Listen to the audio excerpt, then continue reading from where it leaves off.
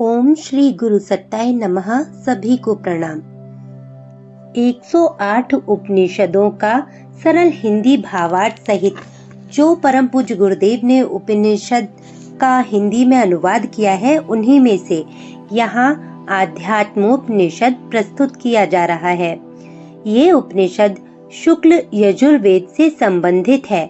इसमें अपने नाम के अनुरूप आत्म तत्व के साक्षात्कार का विषय प्रतिपादित है।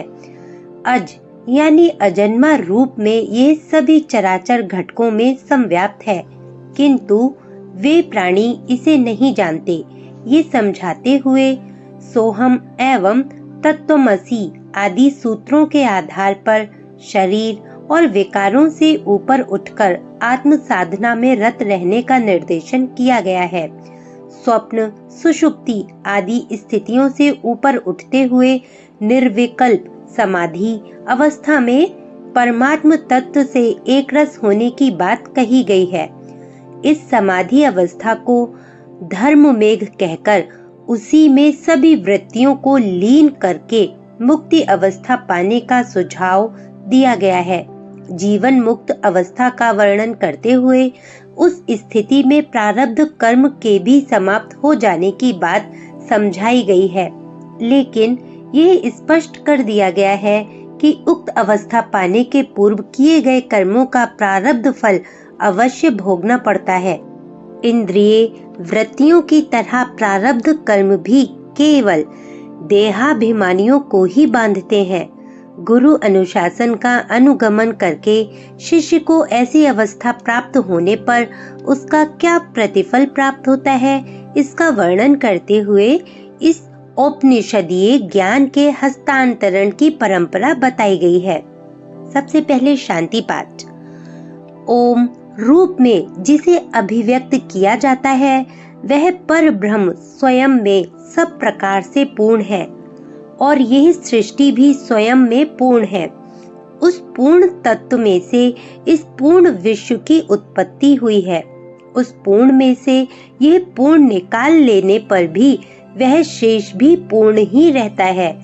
आदि दैविक, आदि भौतिक एवं आध्यात्मिक ताप संताप शांत हो। शरीर के अंदर स्थित हृदय रूपी गुहा में एक अद्वितीय अज कभी जन्म न लेने वाला नित्य यानी शाश्वत निवास करता है। पृथ्वी इसका शरीर है। यह पृथ्वी के अंदर रहता है, किंतु पृथ्वी इस यानी अजन्मा को नहीं जानती। जल जिसका शरीर है, जो जल में निवास करता है, पर जल को उसका ज्ञान नहीं है। तेज जिसका शरीर है, जो तेज के अंतर्गत संचरित होता है, पर तेज जिसे यानी जिसका संचरित होना नहीं जानता। वायु जिसका शरीर है, जो वायु के अंदर संचरित होता है, पर वायु जिसे नहीं जानता। आकाश जिसका शरीर है, जो आकाश में संचरित होता है, पर आकाश जिसे नहीं जानता। मन जिसका शरीर है, जो मन में संचरित होता है, पर मन जिसे नहीं जानता। बुद्धि जिसका शरीर है, जो बुद्धि में निवास करता है, पर बुद्धि जिसे नहीं जानती। जिसका शरीर अहंकार है, जो अहंकार में निवास करता है, पर अहंकार जिसे नहीं जानता। चित्त जिसका शरीर है, जो चित्त में संचरित होता है, पर चित्त जिसे नहीं जानता। अव्यक्त जिसका शरीर है, जो अव्यक्त में संचरित होता है, पर अव्यक्त जिसे नहीं जानता। अक्षर जिसका शरीर है, जो अक्षर में संचरित होता है, पर अक्षर जिसे नहीं जानता। जिसका शरीर मृत्यु है, जो मृत्यु में संचरित होता है, पर मृत्यु जिसे जानती नहीं। वही सर्वभूतों में स्थित उनका अंतरात्मा है। वह निष्पाप है और वही एक दिव्य देव नारायण है। शरीर और इंद्रियादि अनात्म विषय है। इनके विषय में मैं और मेरे का भाव अध्यास यानी भ्रांति मात्र है। इसलिए विद्वान को चाहिए कि वह ब्रह्मनिष्ठ यानी ब्रह्म ज्ञान के द्वारा इस अध्यास यानी भ्रांति को दूर करे। अपने को ही बुद्धि और उसकी वृत्ति का साक्षी मानकर स्वयं को प्रत्यगात्मा समझें। वह मैं ही हूँ। इस सोहम वृत्ति से अपने अतिरिक्त समस्त पदार्थों से आत्मबुद्धि का परित्याग कर दें। लोकानुवर्तन यानी संसार का अनुसरण छोड़कर देहानुवर्तन भी त्याग देना चाहिए। देहानुवर्तन के पश्चात शास्त्रानुवर्तन भी त्याग दें। इसके बाद आत्म अध्यास यानी आत्मभ्रांति का भी परित्याग कर देना चाहिए। सदा अपने आत्म स्वरूप में स्थित रहकर युक्ति श्रुति यानी श्रवण और स्वानुभूति द्वारा सबको अपना ही आत्म स्वरूप जानकर योगी पुरुष का मन संकीर्ण भाव विनिष्ट हो जाता है। यहाँ मन को संकीर्ण भाव के नाम से प्रदर्शित किया गया है। मन जब तक संकीर्णता से ग्रस्त रहता है तब तक मेरे तेरे के बचकाने भाव आते हैं। व्यक्तिगत संकीर्णता से योगी का मन मुक्त हो जाता है, वह समष्टि मन का अंग बन जाता है। निद्रा, लोकवार्ता, शब्द आदि विषयों तथा आत्मविस्मृति का कभी अवसर न आने देकर आत्मा में आत्मा का चिंतन करना चाहिए। माता और पिता के मल यानी मैल से उत्पन्न हुए इस शरीर को, जिसमें मल और मांस भरा है, इसे चांडाल के समान दूर करके काया के साथ स्व के बोध को त्याग कर ब्रह्म रूप होकर कृतार्थ हो। हे मुने, महाकाश में घटाकाश के समान परमात्मा में आत्मा को विलीन यानी एक रूप करके अखंड भाव से सदैव शांत रहो। स्वप्रकाशित, स्वयंभू और अधिष्ठान यानी ब्रह्म रूप होकर ब्रह्मांड और पिंडांड का भी विष्ठा पात्र के समान परित्याग यानी उसके साथ स्वानुभूति का त्याग कर देना चाहिए। शरीर के ऊपर आरूढ़ अहम बुद्धि को सदानंद और चित स्वरूप आत्मा में लगाकर लिंग यानी स्वज्ञान चिन्ह को छोड़कर सर्वदा केवल आत्म रूप हो जाओ। हे निष्पाप, जिस प्रकार छोटे से किंतु स्वच्छ दर्पण में विशाल पुर यानी नगर दिखाई देता है, उसी प्रकार अपने को मैं ब्रह्म हूँ ऐसा जानकर कृतार्थ हो जाओ। अहंकार से मुक्त हुआ पुरुष आत्म स्वरूप को प्राप्त करता है। वह चंद्रमा के समान विमल होकर पूर्ण सदानंद और स्वप्न प्रकाश बनता है। सांसारिक क्रिया नाश से चिंता विनष्ट होती है और चिंता नाश से वासना का क्षय होता है। वासना का विनष्ट हो जाना मोक्ष है और इसे ही जीवन मुक्ति भी कहते हैं। जो सर्वत्र सब तरफ सभी को मात्र ब्रह्म रूप में देखता है और जिसकी सद्भावना दृढ़ हो गई है, उसकी वासना का लय हो जाता है, अर्थात वासना विनष्ट हो जाती है। ब्रह्म निष्ठा में कभी प्रमाद ना करें, क्योंकि प्रमाद ही मृत्यु है। अपनी आत्मा के अनुसंधान को छोड़कर जीवन बिताना प्रमाद है। ऐसा विद्या का ज्ञाता यानी विद्यावान ब्रह्मवादी कहते हैं। जिस प्रकार शैवाल को पानी के ऊपर से कुछ हटा देने के बाद वह क्षण मात्र भी वहां नहीं ठहरती और पूर्ववत पानी को ढक लेती है, उसी प्रकार बुद्धिमान व्यक्ति भी यदि ब्रह्मनिष्ठा से थोड़ा भी हट जाए या दूर हो जाए तो माया उसे आवृत कर लेती है, जिसे जीवित स्थिति में ही कैवल्यावस्था प्राप्त हो गई हो। वह विदेह यानी देह रहित होने पर केवल ब्रह्म ही रहेगा। इसलिए हे निष्पाप, समाधिनिष्ठ होकर निर्विकल्प यानी विकल्प रहित बनो।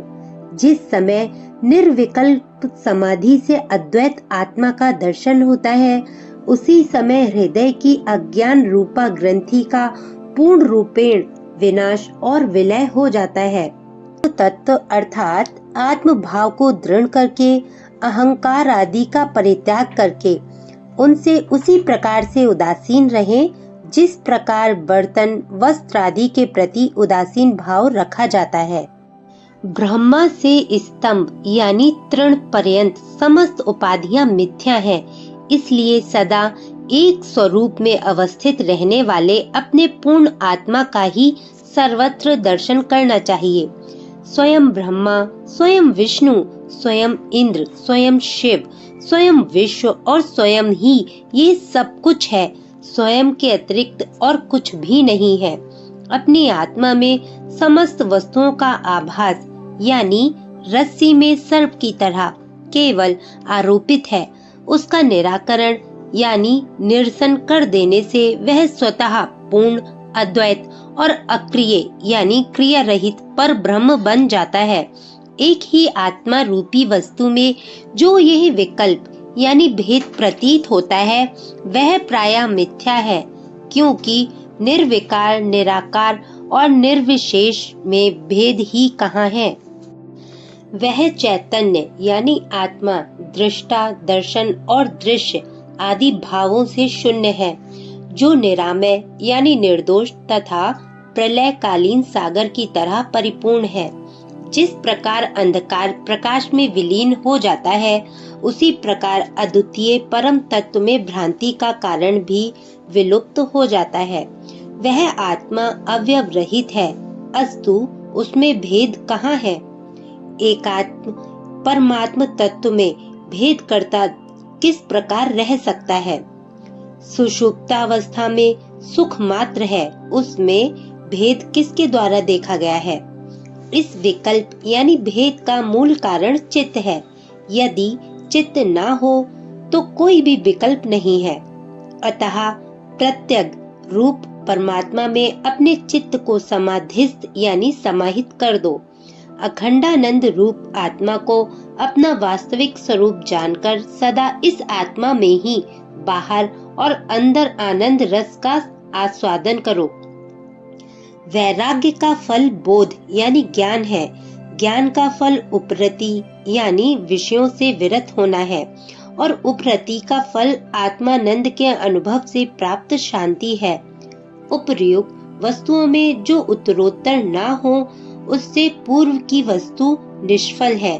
विषयों से निवृत्ति ही परम तृप्ति है और आत्मा का आनंद स्वयं ही अनुपम है।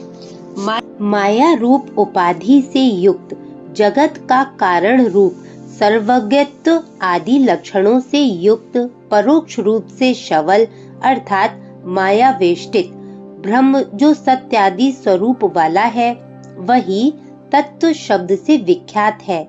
जो मैं शब्द तथा प्रत्यय का आश्रय स्वरूप प्रतीत होता है, जिसका ज्ञान अंतःकरण से मिथ्या है, वह जीव त्वम शब्द से जाना जाता है।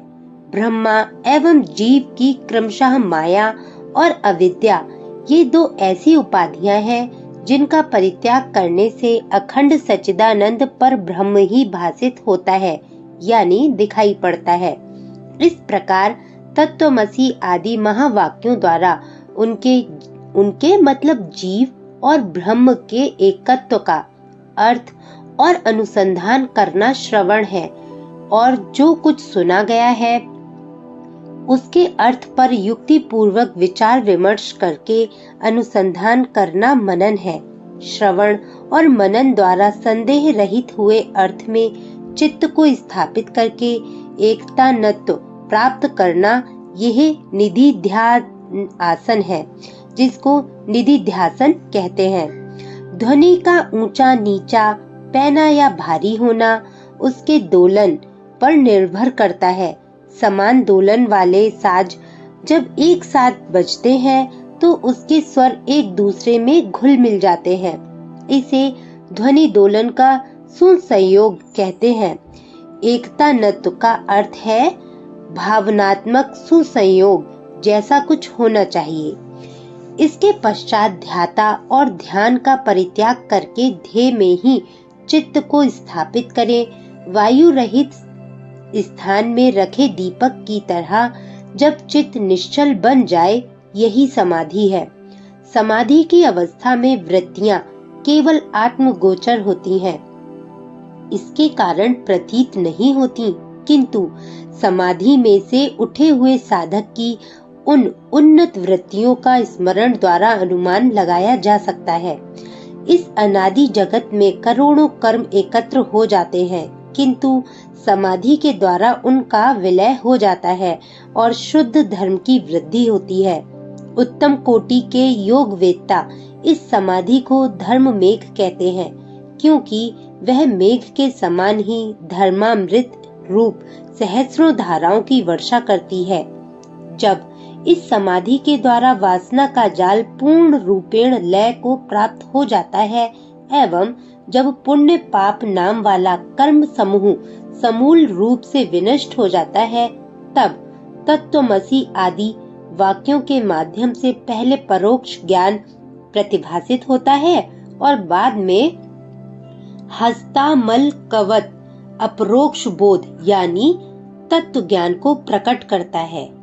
जब भोगने योग्य पदार्थ की उपस्थिति में भी वासना उदित ना हो, तब वैराग्य की स्थिति जान लेनी चाहिए, और जब अहम भाव के उदय का भाव यानी अभाव हो जाए, अर्थात जब वैसी यानी अहंकार होने योग्य परिस्थिति बन जाने पर भी अहम ना आए, तब ज्ञान की परम स्थिति जाननी चाहिए। लीन वृत्तियां पुनः उदित ना हो तो वह उपरति की स्थिति समझी जानी चाहिए। इस स्थिति वाला यति स्थित प्रज्ञ कहलाता है, जो सदा आनंदानुभूति करता रहता है, जिसका आत्म तत्व एकमात्र ब्रह्म में ही विलीन हुआ हो, वह निर्विकार और निष्क्रिय हो जाता है। ब्रह्म और आत्मा के एकत्व के अनुसंधान में लीन हुई वृत्ति जब विकल्प रहित और मात्र चैतन्य रूप बन जाती है, तब उसे प्रज्ञा कहते हैं। वह प्रज्ञा जिसमें सर्वदा विद्यमान रहती है, वह जीवन मुक्त कहलाता है। शरीर और इंद्रियों में जिसका अहम भाव ना हो तथा इनके अतिरिक्त अन्य पदार्थों पर भी जिसका ममत्व ना हो, वह जीवन मुक्त कहलाता है। जो जीव और ब्रह्म में तथा ब्रह्म और सृष्टि में भेद बुद्धि नहीं रखता, वह जीवन मुक्त कहलाता है। सज्जनों द्वारा पूजे जाने पर और दुर्जनों द्वारा ताड़ित किए जाने पर यानी प्रताड़ित किए जाने पर भी जिसमें संभाव बना रहे, वह जीवन मुक्त कहलाता है। जिसके द्वारा ब्रह्म तत्व जान लिया गया है, संसार के प्रति उसकी दृष्टि पूर्ववत नहीं रहती। इसलिए यदि वे संसार को पूर्व के समान ही देखता है, तो ये जानना चाहिए कि वह अभी तक ब्रह्म भाव को समझा नहीं और बहिर्मुख है। जब तक सुख आदि का अनुभव होता है, तब तक इसे प्रारब्ध भोग मानना चाहिए, क्योंकि कोई भी फल पूर्व में क्रिया करने के कारण ही उदित होता है। बिना क्रिया के कोई फल नहीं मिलता। जिस प्रकार जागृत हो जाने पर स्वप्न रूप कर्म विनष्ट हो जाता है, उसी प्रकार मैं ब्रह्म हूँ ऐसा ज्ञान हो जाने पर करोड़ों कल्पों में अर्जित यानी संचित कर्म विलीन यानी नष्ट हो जाते हैं। योगी आकाश के सदृश अपने को असंग और उदासीन जानकर भावी कर्मों में किंचित भी लिप्त नहीं होता। जिस प्रकार सुरा कुंभ में स्थित आकाश सुरा की गंध से लिप्त नहीं होता, उसी प्रकार शरीर रूपी उपाधि के साथ संयुक्त रहने पर भी आत्मा उसके गुण धर्मों से प्रभावित नहीं होता। जिस प्रकार छोड़ा हुआ बाण निर्धारित लक्ष्य को भेदता ही है, उसी प्रकार ज्ञानोदय होने से पूर्व अज्ञान की स्थिति में किए गए कर्म का फल अवश्य मिलता है। अर्थात ज्ञान उत्पन्न हो जाने से पूर्व जो कृत्य किए गए थे, उनका फल ज्ञान उत्पन्न हो जाने से विनष्ट नहीं होता। बाघ समझकर यानी उसे मारने के लिए छोड़ा गया बाण ये जान लेने पर कि यह बाघ नहीं गाय है, रुकता नहीं और वेग पूर्वक लक्ष्य भेद करता ही है, उसी प्रकार ज्ञान हो जाने पर भी पूर्वकृत कर्म का फल मिलता ही है। मैं अजर और अमर हूँ। इस प्रकार अपने आत्म रूप को जो स्वीकार कर लेता है, वह आत्म रूप में ही स्थित रहता है। फिर उसे प्रारब्ध कर्म की कल्पना ही कैसे हो सकती है। प्रारब्ध कर्म उसी समय सिद्ध होता है जब देह में आत्म भाव होता है, परंतु देह में आत्मभाव रखना इष्ट नहीं है, अस्तु देह के ऊपर आत्म बुद्धि का परित्याग करके प्रारब्ध कर्म का परित्याग करना चाहिए। देह के प्रति भ्रांति ही प्राणी के प्रारब्ध की परिकल्पना है और आरोपित अथवा भ्रांत धारणा से जो कल्पित हो वह सत्य कैसे हो सकता है। जो सत्य नहीं है उसका जन्म कहाँ से हो, और जिसका जन्म नहीं है उसका विनाश कैसे हो। अस्तु जो असत है उसका प्रारब्ध कर्म कैसे बने। यदि अज्ञान यानी देहासक्ति आदि का पूर्ण विलय ज्ञान में हो जाए तो फिर देह का अस्तित्व ही कैसे रह सकता है। ऐसी शंका जड़ यानी स्थूल बुद्धि वाले ही करते हैं। बहिर्मुखी दृष्टि वाले यानी अज्ञानियों को समझाने के लिए श्रुति प्रारब्ध की बात कहती है। ज्ञानियों के लिए या देहादि की सत्यता प्रकट करने के लिए प्रारब्ध का उल्लेख नहीं किया गया है। वस्तुतः परिपूर्ण आदि अंत रहित, अप्रमेय, विकार रहित, सग्न, चितग्न, नित्य आनंद घन, अव्यय, प्रत्यग, एक रस पूर्ण, अनंत, सब ओर से मुख वाला, त्याग और ग्रहण न करने वाला, किसी आधार के ऊपर न रहने वाला और किसी का आश्रय भी न लेने वाला, निर्गुण, क्रिया रहित, सूक्ष्म स्वरूप, निर्विकल्प, दोष दुर्गुण रहित, अनिरूप्य, जिसका निरूपण नहीं किया जा सकता, ऐसे स्वरूप वाला, मन और वाणी द्वारा अगोचर, सत समृद्ध, सतोगुण की अधिकता वाला, स्वतः सिद्ध, शुद्ध बुद्ध, अनिदृश्य यानी जिसकी किसी के साथ तुलना न की जा सके, वह एक ही अद्वैत रूप ब्रह्म है, उसके अतिरिक्त और कुछ भी नहीं है। इस प्रकार अपनी अनुभूति से स्वयं ही अपनी आत्मा को अखंडित जानकर तू सिद्ध हो और निर्विकल्प यानी विकल्प रहित आत्मा से अपने को सुखपूर्ण स्थिति में प्रतिष्ठित कर। गुरु के इस उपदेश से शिष्य को ज्ञान हो गया और वह कहने लगा, जिस जगत को अभी मैंने देखा था वह कहाँ चला गया, किसके द्वारा वह हटा लिया गया, वह कहाँ लीन हो गया। बहुत आश्चर्य का विषय है कि अभी तो वह मुझे दिखाई पड़ रहा था, क्या अब वह नहीं है। अखंड आनंद रूप पीयूष से पूरित ब्रह्म रूप सागर में अब मेरे लिए क्या त्याग करने योग्य है, क्या ग्रहण करने योग्य है, अन्य कुछ है भी क्या। ये कैसी विलक्षणता है। यहाँ मैं ना कुछ देखता हूँ, ना सुनता हूँ और ना ही कुछ जानता हूँ, क्योंकि मैं सदा आनंद रूप से अपने आत्म तत्व में ही स्थित हूँ और स्वयं ही अपने लक्षण वाला हूँ। मैं संग रहित हूँ, अंग रहित हूँ, चिन्ह रहित एवं स्वयं हरि हूँ। मैं प्रशांत हूँ, अनंत हूँ, परिपूर्ण हूँ और चिरंतन अर्थात प्राचीन से प्राचीन हूँ। मैं अकर्ता हूँ, अभोक्ता हूँ, अविकारी हूँ और अव्यक्त हूँ। मैं शुद्ध बुद्ध स्वरूप और केवल सदाशिव हूँ। यह विद्या यानी सदाशिव गुरु ने अपांतरतम नामक यानी देवपुत्र ब्राह्मण को दी थी। अपांतरतम ने ब्रह्म को दी थी, ब्रह्म ने घोर आंगिरस को दी, घोर आंगिरस ने रैक को दी, रैक ने राम यानी परशुराम को दी, राम ने समस्त प्राणियों के लिए प्रदान की। ये निर्वाण यानी प्राप्त करने का अनुशासन है, वेद का अनुशासन है और वेद का आदेश है। इस प्रकार ये उपनिषद यानी रहस्य विद्या पूर्ण हुई। इति शांति। आप सभी का धन्यवाद। आपका दिन शुभ हो। ओम शांति।